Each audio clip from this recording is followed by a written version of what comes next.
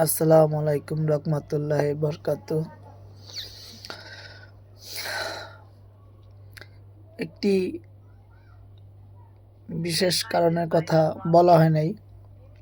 আমি যে বিবাহ করছি তিনটা, তার অনেকগুলা ঘটনা জড়ানো বাস্তব আমার জীবনের সাথে। যেরকম ইচ্ছাকৃত মেয়ে হোক বা ছেলে হোক, কেউ তো বিবাহ করে না। আবার অনেকজন আছে ইচ্ছাকৃত বিবাহ করে, আবার কেউ আছে বিপদে পড়ে করে, কেউ আবার শখের বিনিময় করে। তাই আমি কিরকম বিপদে পড়েছিলাম বা কিরকম সমস্যায় পড়েছিলাম তা নিয়ে আপনার কাছে কথা বলতে চাই।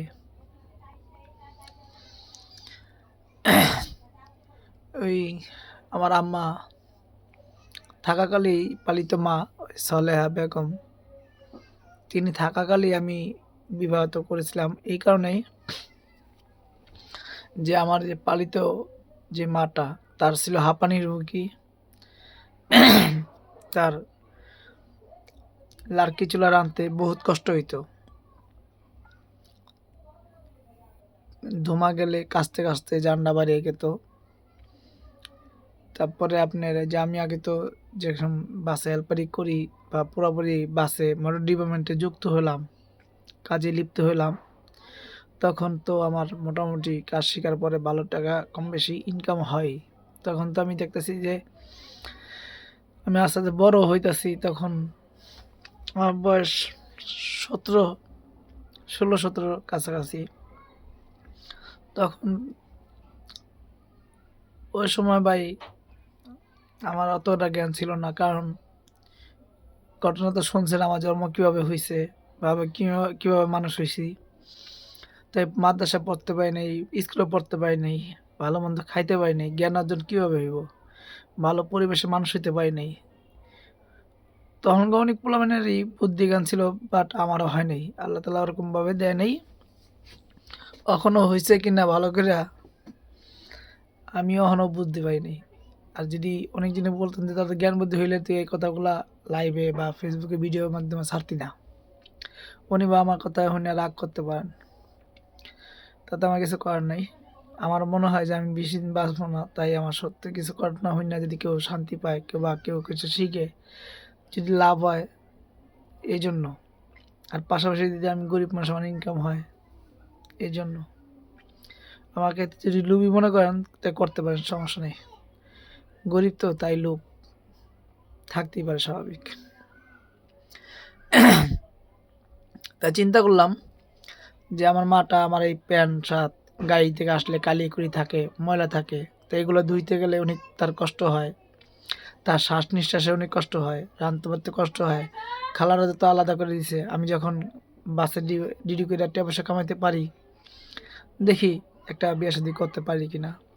তখন এই বাসের পাশাপাশি আমি যে টিভির কাজ, তারপর ঘড়ির কাজ, এই ইলেকট্রিক কাজগুলো শিখতাম। তাই আমাদের বাসা ছিল তো গুলশানে, ঝিলের এই পার, আর আমি ঝিলের ওই পার ছিল, হাতে ঝিলের ওই পার গুদারাঘাট। তাই আলামিনের দোকানে যেয়ে টিভি কাজগুলো শিখতাম। এর ভিতরে কিছুদিন লিটন ভাইয়ের দোকান আমি বেতন হিসাবে চাকরি করছিলাম, সেই কথা পরে বলবো না। তাই লিটন ভাইয়ের দোকান থাকা অবস্থায়, এই ঘড়ির দোকান থাকা অবস্থায় একটা মেয়ের সাথে আমার পরিচিত হয়। মেয়েটার নাম ছিল শাহিনুর। তাই ও সময় তা গার্মেন্টসে কাজ করতো, যাইতো হতো দোকানের সামনে দিয়া। তখন আমি তার সাথে শয়তানি করি যে খাইস না, বরিশাল্লা এই সেই আবজব কইরা শয়তানি করতাম। তো দেশের বাড়ি বরিশাল ছিল, বরিশাল জালকাঠি ছিল নাকি বলা জানি, যাই হোক বরিশালের লোক তো। তো ওর সাথে আমার পরিচিত হয়। তা আমিও বুঝেন ভাই বাসে হেল্পারি করি। তখন তখন তো আমার এই মোটর ডিপার্টমেন্টের সব চিত্র কীরকম আপনি জানা আছে, অতটা খারাপ না আবার, যেটা মনে করেন না। তখন এই শানের সাথে বিয়ে করার আগেও ওই মোটর ডিপার্টমেন্টের পোলাপানের সাথে বন্ধু-বান্ধব পরিচিত হওয়ার কারণে দেখলাম উস্তাদরা মেয়ে-মাইয়ার সাথে মেলামেশা করতো। আস্তে, আস্তে আমিও এগুলার বিষয়ে বুঝতে পারলাম যে আমার জীবনশক্তি লাড়া দিছে। আমিও বন্ধু-বান্ধবের সাথে বনানী রেলগেট, তারপরে এদিকে এদিকে মানে বন্ধু-বান্ধবের পাল্লা পইড়া কয়েকদিন বিয়ের আগে কয়েকবার গেছি। তাই চিন্তা করলাম যেহেতু আমিও উপস্থিত আছি, এগুলো না করে একটা বিয়ে-শাদী করলে দেখা যায় আমার পালিত মা এটা একটু আরাম পাইব। রাইন্দা বাড়ি দিতে পারবো, আমাকে কাপড় দিতে পারবো, বা জামাই বউ কাম করলে আমার দিনগুলো ভালো যাইব। তাই সব কিছু চিন্তা করেই আমি ওই মেয়েটার সাথে শাইনুরের সাথে সম্পর্ক করি। তাই আমি জানতাম না যে শাইনুরের যে আমার আগে একটা বিয়ে হয়েছিল ওদের গ্রামের বাড়িতে। তো ওই আমি পরে জানতে পারি, পরে বিয়ের পরে জানাইছে, বিয়ের আগে জানাই নেই। তো ও আমার সাথে বিয়ে হওয়ার জন্য বহুত পাগল ছিল। এমনকি বিয়ের আগে যেদিন আমাদের বিয়ে হবে এর আগের দিন আসা আমাদের বাসায় এসে থাকতে চেয়েছিল। আমার মা কয়, না থাকা যাবে না, তুই এক কাজ কর, তুই আমার বোনের বাড়ি ওই যে আমার ওই মানসুদা খালাগো রুমে যে থাক। এক রুমে থাকা যাবে না, এক রুমে আমার পোলায় তুই মাসে খারাপ কিছু মনে করবো, খারাপ মন্তব্য করবো, তার জন্য ওই মানসুদা খালাগো বাসায় পাঠাইছিল। খালাও মনে করেন ওর কেমনে কেমনে জানি ওরও খালারও ভালো করলো। খালাও মনে করেন সব কিছু মনে করেন রাজি, বিয়া দিব। খালি আমার মায়ে আমার রাজি ছিল না। মায়ে বলছিল যে তোর চেয়ে লাম্বায় বড়, বয়সে বড়। আমি মার কথা শুনি নাই। মার কথা না শুনি, মার আরো উল্টা কুইদে গেছি, মার সাথে বেয়াদবি করছি। আজকে হয়তো বা ওই পালিত মার অভিশাপও লাগতে পারে। তারপর পালিত মা আমার মনে হয় না যে অভিশাপ দিয়েছে, খুবই ভালো ছিল পালিত মাটা। তাই মার কথা না শুনেও আমি এই শানুরকে বিয়ে করি। পরে শুনতে পারি ওর গ্রামের বাড়িতে একটা ওর বিয়ে হয়েছিল, ওই জামাইটা বলে প্রতিবন্ধী মতন দেখতে, বা উনি হ্যাংলা, জামাই ওর পছন্দ না। ওই বলে বিয়ার পরের দিনে চলে আইছে। এখন ওই যেভাবে কইছে আমিও প্রেমে অন্ধ ছিলাম, তখনই মেয়ে আর দুনিয়াতে খুঁজে পাই নাই। আমাদের এই বস্তির অনেক ভাবিরা আফারা মানা করছিল যে এর লগে তো মানাইব না, সেই বয়সে বড় দেখা যায়, এই সেই মেয়েটার আগেও হয়তো বিয়ে হয়েছিল। তা আগের কথা আমি শুনি নাই, আমি ছিলাম প্রেমে অন্ধ হইয়া। কারণ আরও ছিল মোটর ডিপার্টমেন্টে যাইয়া যুক্ত হইয়া আরও স্বভাব চরিত্র খারাপ হয়ে গেছিলো। তাই ওই নেশায় আর প্রেমের অন্ধ। বুঝুন তো, প্রথম প্রেম জীবনের, বিয়ে করা। তারপরে এই প্রথম প্রেম বলতে কি, আমি আরও 2-4টা প্রেম করছিলাম, কিন্তু ওর প্রেমের মানে বুঝি নেই, ওগুলো আর সাথে বলবো না, কিছু মনে করেন না, বেড়া মাসে চৈত্র যেরকম আর কি। তারপর দেখেন এই শানের সাথে বিয়ে হওয়ার পরে ভালোই সংসার মোটামুটি চলছিল। এই ভিতরে অনেক দিনগুলো মাসগুলো আমাদের একটা মেয়ে হলো। বিয়ের আগে বলছিলাম বিয়ের চাকরি করবো, আমি গেছে বিয়ের পরে চাকরি করব। বিয়ের পরে চাকরি করে না করে বাচ্চা একটা নিয়ে নিলাম আমরা। আমার আর দেরি ছিল না, ওরা মনে করেন বিয়েটা টিকার জন্য হয়তো বা বাচ্চা নিয়ে নিয়েছে। কোন চালাকি নিয়েছে এটা আমি বুঝতে পারিনি। যাই হোক, আমি মনের আনন্দে বা বউ পাইছি, খুশি, বাচ্চা একটা নিয়ে নিলাম।